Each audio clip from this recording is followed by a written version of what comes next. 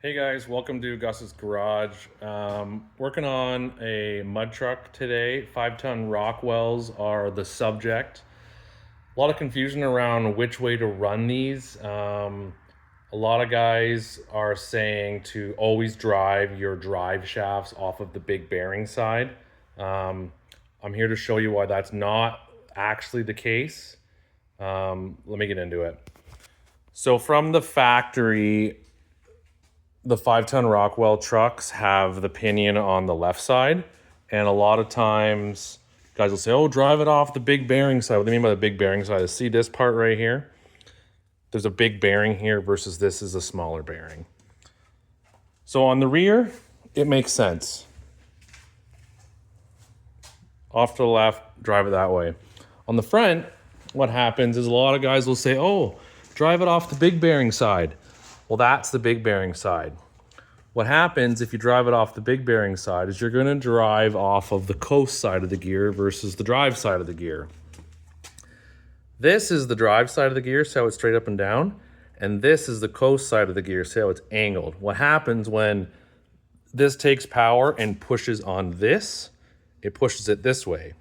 If it pushes on this, normally when you're in reverse, it pushes these apart while it spins it. So it actually makes this deflect, this whole shaft.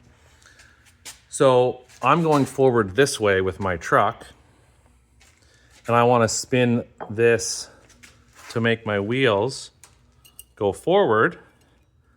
So I'm pushing this on the drive side of the gear. So if I hook up my drive shaft from my SCS case to my small bearing side, I'll actually have it right. People get confused on this, and I just wanted to clear it up. So on the front, make sure that your chunk is flipped to the left, how it is in my truck. And the rear, it's flipped to the left as well. The trick is that you're always spinning these the same way. The wheels are going to turn this way. Same on the front, you're gonna spin it from this side and the wheels are gonna turn the same way.